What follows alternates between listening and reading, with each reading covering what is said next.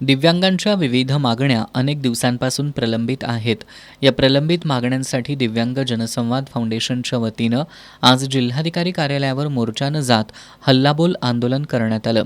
यावेळी दिव्यांग जनसंवाद फाउंडेशनचे राष्ट्रीय अध्यक्ष अमोल वाळके यांनी दिव्यांगांसाठी असलेल्या अनेक शासकीय योजनांची प्रक्रिया जटिल असल्यानं दिव्यांग योजनांपासून वंचित राहतो, त्यात सुधारणा होणं अत्यावश्यक असल्याची मागणी केली.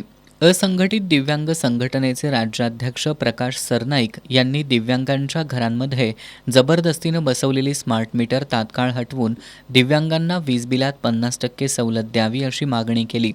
यावेळी दिव्यांगांची पेन्शन प्रत्येक महिन्याच्या 5 तारखेच्या आत जमा करावी. महाराष्ट्रातील प्रत्येक मोठ्या शहरात दिव्यांगांना व्यवसायासाठी किमान 100 केबिन उपलब्ध करून द्याव्यात. प्रत्येक शहरात दिव्यांगांना किमान 2700 ई-रिक्षा आणि 1000 ई-स्कूटी वितरित करण्यात याव्यात. दिव्यांगांना मासिक 6000 रुपये पेन्शन मिळावी. पदवीधर अथवा पदव्युत्तर पदवी पूर्ण प्राप्त दिव्यांगांना शासकीय नोकरीत घ्यावं किंवा मासिक 15,000 मानधन द्यावं. यासह दिव्यांगांच्या तब्बल 54 मागण्यांचे निवेदन जिल्हाधिकारी विजय राठोड यांना देण्यात आलं. यावर जिल्हाधिकारी विजय राठोड यांनी जिल्ह्यातील दिव्यांगांच्या मागण्या शासनापर्यंत पोहोचवू असं सांगितलं.